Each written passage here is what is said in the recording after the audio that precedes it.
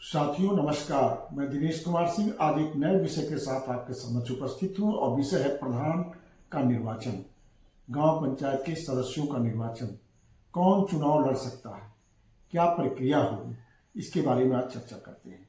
साथियों, आप जानते हो किसी एक राजस्व गांव या दो राजस्व गांव या एक से अधिक राजस्व गांव को मिलाकर के जो समूह बनता है उसे ग्राम सभा कहते हैं। और उस ग्राम सभा में जितने लोग मतदाता सूची में दर्ज होते हैं वह सब ग्राम सभा के सदस्य कहलाते हैं। उनका मुखिया प्रधान होता है और वो ग्राम सभा के जो सदस्य हैं वो मिल करके अपने मुखिया प्रधान का चुनाव करते हैं।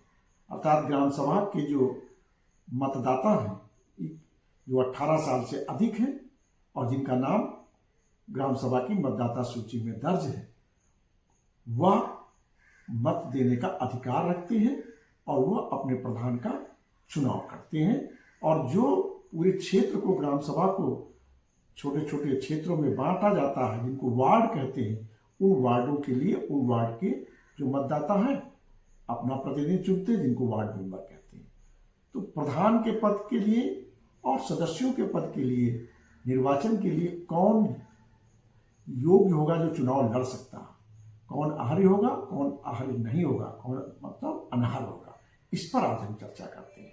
साथियों, ये बहुत महत्वपूर्ण विषय है और इसकी जानकारी हर गांव के लोगों को होनी चाहिए अगर उनकी रुचि गांव में प्रधान बनने की है या गांव पंचायत का सदस्य बनने की है या गांव की राजनीति में आना चाहते हैं, तो उन सबको इसका की जानकारी होनी चाहिए। बड़ा महत्वपूर्ण विषय है। मैं अनुरोध करूंगा कि मेरे अगर चैनल को अब तक सब्सक्राइब न किया हो, सब्सक्राइब कर लें, फॉलो करते रहें और इसको शेयर करते रहें, जिससे ज़्यादा से ज़्यादा लोगों को इसकी जानकारी मिल सके। आप जानते हैं कि प्रधान गांव पंचायत का मुखिया भी होता है और ग्राम सभा का भी मुखिया होता है और ये संवैधानिक पद है। 73वें संशोधन के द्वारा ग्राम पंचायत, क्षेत्र पंचायत और जिला पंचायत, जो त्रिस्तरीय पंचायत व्यवस्था है, उसको एक संवैधानिक दर्जा मिला है 1992 में, जो 24 अप्रैल 1993 को लागू हुआ था। साथियों, इसलिए प्रधान को अपने दायित्व भी है, कर्तव्य भी है और एक बड़ा महत्वपूर्ण व्यक्ति होता है अपनी गांव सभा, अपनी गांव पंचायत का। साथियों, आज इसी पे हम चर्चा करते हैं। उत्तर प्रदेश पंचायती राज अधिनियम की धारा 5 में स्पष्ट प्रावधान दिए गए हैं कि प्रधान और सदस्यों के पद के लिए कौन अनर्ह होगा, मतलब अयोग्य होगा, इसकी चर्चा की गई है। शुरुआत है सबसे पहला बिंदु, अगर विधानमंडल के सदस्यों के लिए कोई व्यक्ति अनर्ह है तो वह व्यक्ति पंचायत के प्रधान और सदस्य के लिए भी अनर्ह होगा। लेकिन आयु की सीमा के मामले में अगर अनर्ह है तो वो नहीं होगा, क्योंकि प्रधान के लिए 21 साल है और विधानमंडल के सदस्यों के लिए 25 साल है। तो विधानमंडल के सदस्य के निर्वाचन के प्रयोजन के लिए अगर कोई अयोग्य है, अनर्ह है, तो वह पंचायत के प्रधान और सदस्य के लिए भी अयोग्य, अनर्ह होगा। लेकिन आयु का इसमें प्रतिबंध रहेगा कि आयु 21 साल या उससे अधिक हो, वो चुनाव लड़ सकता है। 25 साल की सीमा इसमें लागू नहीं होगी।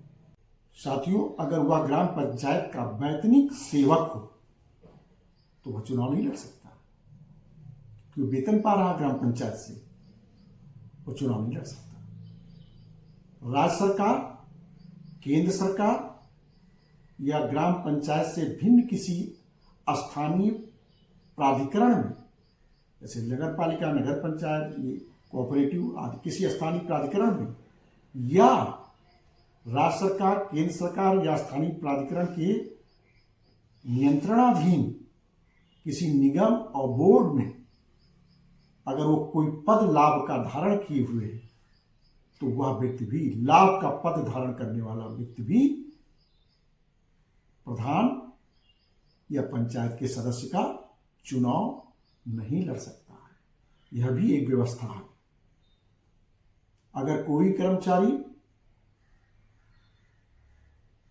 रहा हो केंद्र सरकार में, राज्य सरकार में, और उसको सेवा से धारण नौकरी करता रहा और उसको सेवा से पदच्युत किया गया हो दुराचरण के मामले में,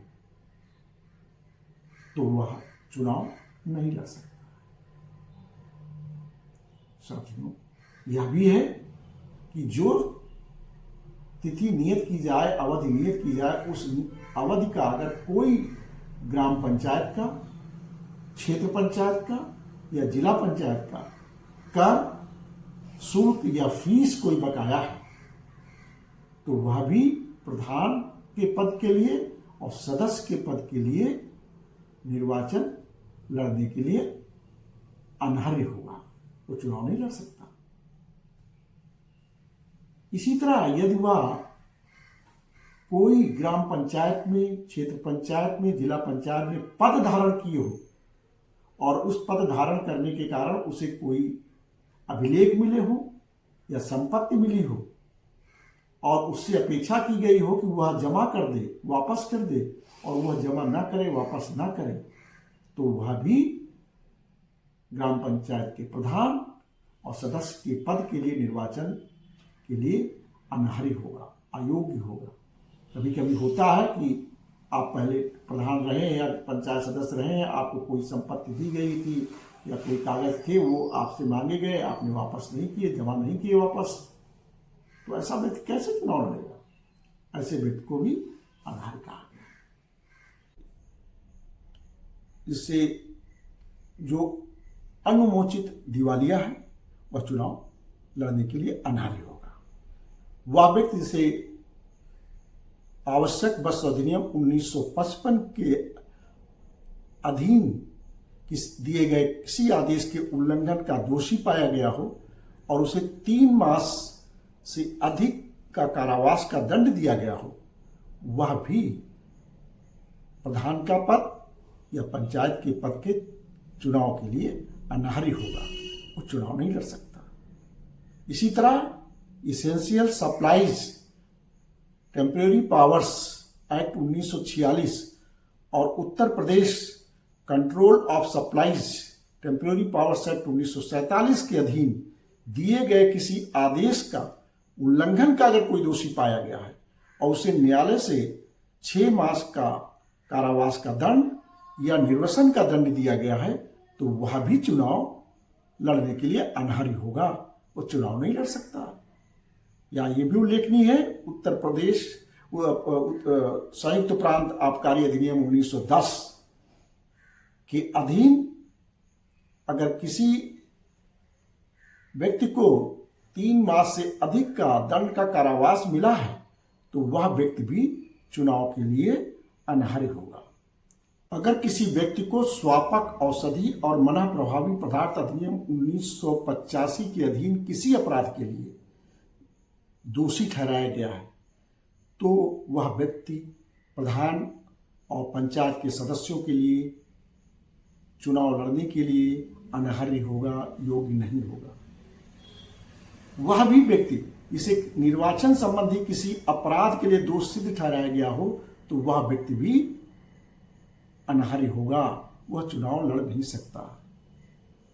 ऐसा व्यक्ति जिसे संयुक्त प्रांत सामाजिक निर्योग्यताओं का निराकरण अधिनियम 1947 या सिविल अधिकार संरक्षण अधिनियम 1955 के अधीन दोष सिद्ध ठहराया गया हो, वह व्यक्ति भी प्रधान पद के लिए या सदस्य पद के लिए निर्वाचन के लिए अनर्ह होगा, वह चुनाव नहीं लड़ सकता है। अभी जो मैंने अनर्हता के कुछ बिंदु बताए, जिसमें 5 का 4 अनुमोचित दिवालिया घोषित होना, सप्लाई अधिनियम के अंतर्गत दोषी ठहराया जाना, सजा देना, या आबकारी एक्ट के अंदर सजा का, या औषधि अधिनियम के अंतर्गत जो ये बताएं, इसमें जो तिथि नियत की जाएगी उसके 5 साल तक अनर्हता रहेगी। ये नहीं कि परमानेंट अनर्ह हो जाएगा, जो तिथि नियत की जाएगी उस तारीख से 5 साल तक अनर्हता अयोग्यता रहेगी, उसके बाद उसका प्रभाव नहीं रहेगा। यह भी ध्यान देने की बात है। मान लीजिए आज वो उसको आवश्यक वर्ष अधिनियम 1955 के किसी आदेश के अधीन दिए गए किसी आदेश के उल्लंघन पे दोषी पाया गया और सजा दी गई है, तो उस तारीख से 5 साल तक या अनर्ह रहेगा। 5 साल बाद उस आदेश का कोई प्रभाव। इसी तरह अन्य अधिनियमों में जो बात मैंने की है। साथियों, अब बात करते हैं कि अगर उसने जो बकाया पैसा था, कर, शुल्क और फीस नगर ग्राम पंचायत की, क्षेत्र पंचायत की या जिला पंचायत की, या जो संपत्ति और अभिलेख उसके पास थे जिसकी अपेक्षा की गई थी वो जमा कर दे, नहीं जमा किया, तो अगर वो जमा कर देता है तो जिस दिन जमा कर देगा उस दिन से उसकी अनर्हता समाप्त हो जाएगी, वह अनर्ह नहीं रह जाएगा।